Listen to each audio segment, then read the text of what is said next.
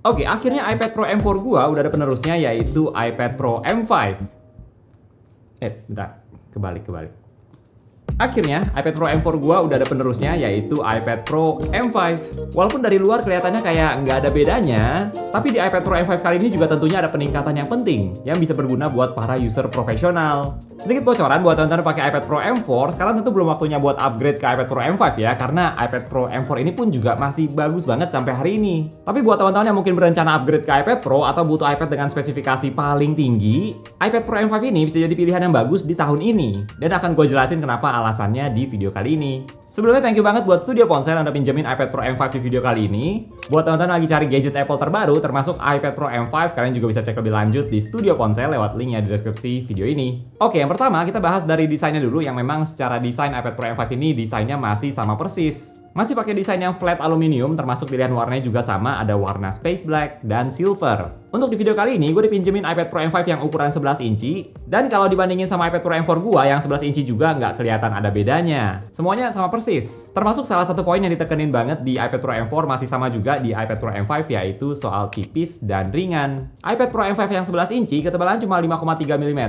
dan beratnya 444 gram, masih sama kayak sebelumnya. Dan yang ukuran 13 inci juga sama, ketebalannya 5,1 mm, masih device yang paling tipis saat ini. Bahkan yang 13 inci tuh lebih tipis dari iPhone Air. Jujur aja menurut gue desain iPad Pro ini emang udah kelihatan bagus sih. Simple, elegan, dan memang merepresentasikan Pro-nya gitu. Apalagi yang warna space black. Walaupun desainnya masih sama, tapi buat gue nggak masalah banget. Mungkin beda sama iPhone ya, tapi kalau buat iPad atau MacBook itu menurut gue nggak perlu ganti desain setiap tahun. Yang penting performanya itu harus ditingkatin setiap tahun. Dan memang desain iPad Pro selama ini juga udah bagus kok. Oh ya, sebenarnya ada beda dikit deh desainnya. Sekarang di bagian belakang udah nggak ada tulisan iPad Pro. Ya ini doang sih. Seperti yang pernah gue share juga dari pengalaman gue pakai iPad Pro M4, gue tuh suka banget tipis dan ringannya itu. Dan ukuran 11 inci ini juga ukuran yang pas banget buat gue sehari-hari, nggak kebesaran, gampang dibawa kemana-mana, dan mau pakai iPad-nya dalam waktu yang lama sambil handheld juga tetap nyaman. Tipis di iPad itu ngaruh banget loh sama experience pakai iPad-nya. Kalau dari pengalaman gue, paling sering gue pakai iPad sambil handheld itu pas lagi main game sih, karena experience-nya jadi lebih seru. Dan karena tipis dan ringan kayak di iPad Pro M4 dan M5, memang berasa jadi nyaman banget pas pegang iPad-nya. Nah, selain soal tipis dan ringan, hal yang bikin experience pakai iPad jadi lebih nyaman tentu saja ada di bagian layarnya. Dari sejak review iPad Pro M4, gue pernah share gue suka banget layarnya iPad Pro M4, dan di iPad Pro M5 ternyata layarnya juga masih sama. Masih tandem OLED, resolusinya sama, brightness-nya juga sama, dan namanya juga masih terdengar wow banget, Ultra Retina XDR Display. Nah tapi jangan salah paham dulu, layarnya itu memang sebagus sebutannya. Buat nonton atau main games, layarnya enak banget dilihat walaupun masih layar yang sama kayak iPad Pro M4.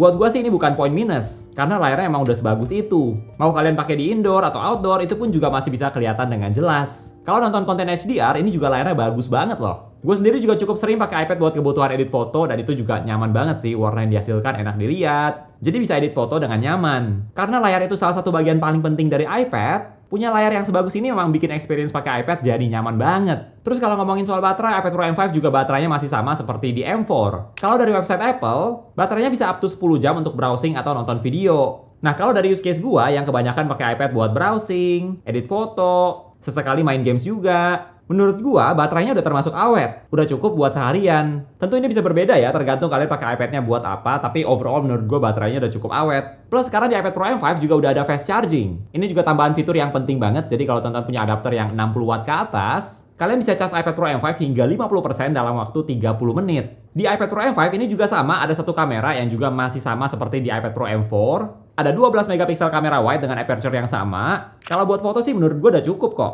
Buat foto momen atau dokumen udah bisa kelihatan dengan jelas. Termasuk untuk video juga udah cukup oke, bisa 4K hingga 60 fps. Dan kamera depannya juga masih sama, posisinya ada di samping. Cocok buat misalnya lagi zoom dengan orientasi landscape. Untuk kamera depan juga menurut gue kualitasnya ya udah cukup oke kok. Kalau buat gue pribadi sih gue nggak punya ekspektasi tinggi buat kamera iPad ya, karena paling cuma buat foto dokumen aja. Kalau butuh foto yang bagus, biasanya device utama gua tetap pakai iPhone. Untuk speakernya juga masih sama, ada 4 speaker, 2 di bagian atas dan 2 di bagian bawah iPad. Kalau teman-teman baca beberapa sharing dari user iPad Pro M4, speakernya tuh bassnya nggak senendang kayak iPad Pro sebelumnya. Nah, gue sendiri awalnya dari user iPad Air, jadi gue nggak bisa tes beda speakernya secara detail antara iPad Pro M4 dan iPad Pro tipe-tipe sebelumnya. Tapi yang pasti di iPad Pro M5 ini juga masih speaker yang sama kayak di iPad Pro M4.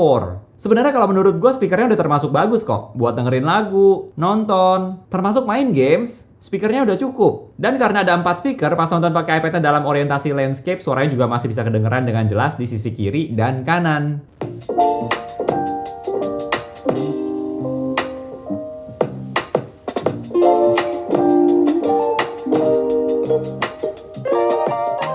Kalau di bagian aksesoris, di iPad Pro M5 kali ini nggak ada tambahan aksesoris baru. Tetap bisa pakai Apple Magic Keyboard yang dirilis terakhir, yang area palm rest-nya udah aluminium dan ada function keys-nya. Dan untuk Apple Pencil juga bisa pakai Apple Pencil Pro atau Apple Pencil USB-C. Mungkin sebagai tambahan informasi aja, kalau teman-teman lagi cari combo yang praktis dan nggak berat, kalau pakai iPad Pro M5 yang 11 inci terus tambahin Magic Keyboard, beratnya kurang lebih sekitar 1 kg. Masih lebih ringan dari MacBook Air. Tapi kalau teman-teman pakai iPad Pro M5 yang 13 inci ditambah dengan Apple Magic Keyboard yang 13 inci juga, nah itu total beratnya udah kurang lebih sama dengan MacBook Air M4, tapi kombonya itu lebih mahal dari MacBook Air M4. Kalau teman-teman mau jadiin iPad Pro M5 sebagai device utama pengganti laptop, kalian juga wajib tahu nggak cuma dari sisi praktis atau beratnya aja, tapi juga dari harganya. Nah, kalau ngomongin soal performa, jujur aja buat kebutuhan gua iPad Pro M5 ini udah super bagus karena ngapain aja udah ngebut. Sebagai user iPad Pro M4 yang menurut gua udah terlalu bagus, di iPad Pro M5 ini performanya udah ditingkatin lagi, yang bikin makin ngebut. Nah, di atas kertas, spesifikasi iPad Pro M5 ini masih mirip sama iPad Pro M4. Untuk yang storage 256 atau 512 GB, masih 9 core CPU, 10 core GPU, tapi sekarang udah ada Neural Accelerator supaya pemrosesan AI bisa lebih cepat. Terus ada 16 core Neural Engine, memori bandwidth juga udah ada peningkatan dari sebelumnya. Dan RAM-nya juga sekarang untuk yang 11 inci 256 atau 512 udah 12 GB. Dari yang sebelumnya 8 GB. Nah, gue udah coba pakai iPad Pro M5 ini buat edit foto di Adobe Lightroom. Ini jelas udah lancar banget. Apply preset atau ekspor ratusan foto juga cepet. Terus buat edit video di iMovie pakai footage 4K 10-bit dari kamera full frame juga lancar dalam hal video playback, kasih teks, efek. Terus untuk penggunaan lainnya, misalnya browsing buka banyak tab di Safari, atau buka banyak aplikasi sekaligus, semuanya juga lancar banget dari yang gue coba. Termasuk main games juga lancar banget dengan setting maksimum. Dari beberapa games yang gue mainin, sejauh ini nggak ada masalah soal performa. Termasuk games berat, misalnya kayak Genshin Impact juga bisa dimainin dengan setting maksimum. Nah, biar lebih mantap ngomongin soal performa dari iPad Pro M5 ini, gue juga akan coba bandingin sama iPad Pro M4 gue sendiri. Kira-kira bedanya jauh atau enggak nih? Untuk tes yang pertama, gue udah coba tes ekspor 100 foto RAW yang udah diedit di Adobe Lightroom. Dan hasilnya, iPad Pro M4 bisa ekspor dalam waktu 2 menit 13 detik. Ini sebenarnya udah cepet banget menurut gue.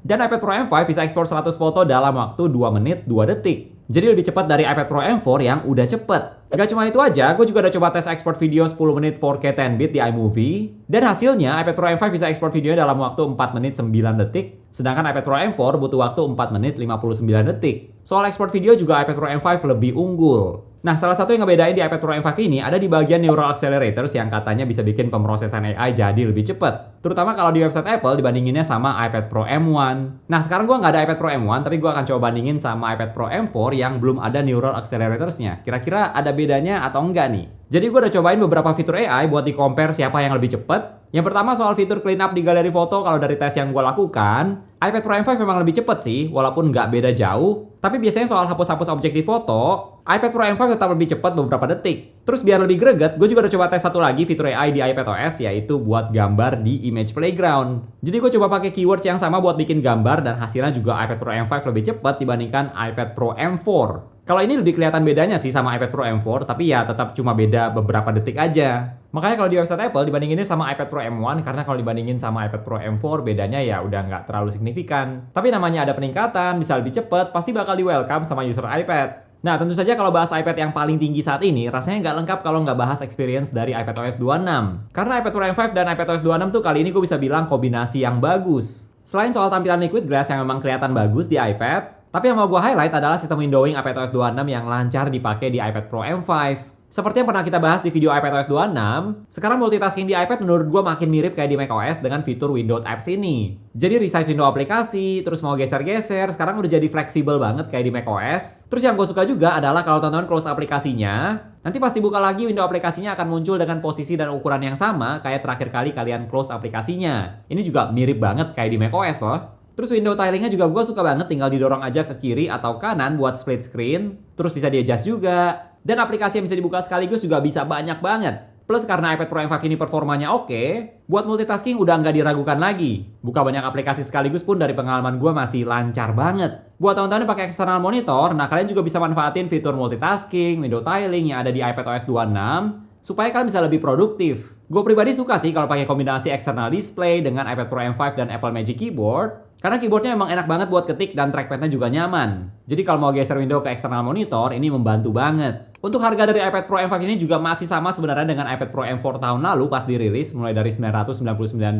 untuk yang 11 inci dan $1.299 untuk yang 13 inci, atau di Indonesia harganya mulai dari kurang lebih sekitar 20 juta untuk yang 11 inci. Kalau ditanya iPad Pro M5 ini worth it atau enggak, menurut gue jawabannya tergantung sih. Kalian perlu pakai spesifikasi iPad Pro atau enggak. Kalau kalian tipe yang mau pakai iPad tapi belum tahu mau buat apa selain main games atau browsing, ya gue selalu rekomendasiin iPad Air atau iPad yang biasa aja, itu lebih worth it. Kalau iPad Pro ini biasanya memang buat user yang kurang lebih mereka udah tahu sih mau pakai iPadnya ini buat apa. Dan yang terutama buat kerjaan yang butuh spesifikasi lebih tinggi, mungkin buat gambar, karena layar iPad Pro M5 ini emang bagus banget, atau edit video. Terus yang sering pakai iPad buat multitasking banyak aplikasi sekaligus, tentu iPad Pro M5 ini paling maksimal sih buat kerjaan berat. Tapi kalau pertanyaannya ini udah bisa gantiin peran MacBook atau belum nih? Ini sih juga menurut gue jawabannya tergantung. Walaupun sekarang iPad Pro M5 dengan iPad OS 26 itu powerful banget, dan sekarang udah makin mirip sama MacBook, tapi yang perlu kalian pastiin adalah aplikasi yang kalian pakai itu ada versi iPad-nya atau enggak. Dan apakah akan lebih maksimal dengan cara touchscreen atau enggak. Seperti yang pernah gue mention juga di video iPad OS 26, device utama gue buat kerja tetap MacBook sih sampai hari ini. Karena untuk edit video di Final Cut Pro, gue lebih terbiasa dengan Final Cut Pro yang versi MacBook, bukan yang versi iPad. Jadi teman-teman harus cek seperti itu, bukan cuma perhatiin aspek spesifikasinya aja, RAM-nya berapa, atau core-nya berapa, tapi juga kalian harus perhatiin aplikasi yang kalian pakai di iPad itu seperti apa. So, itu dia review dari iPad Pro M5,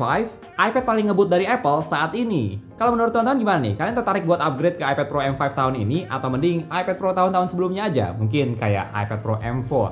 Coba share di komen ya. Oke, thank you buat teman-teman yang udah nonton sampai di detik ini. Jangan lupa untuk klik tombol like kalau kalian suka dengan video ini. Dan juga subscribe supaya kita bisa ketemu lagi di video-video yang berikutnya. Bye!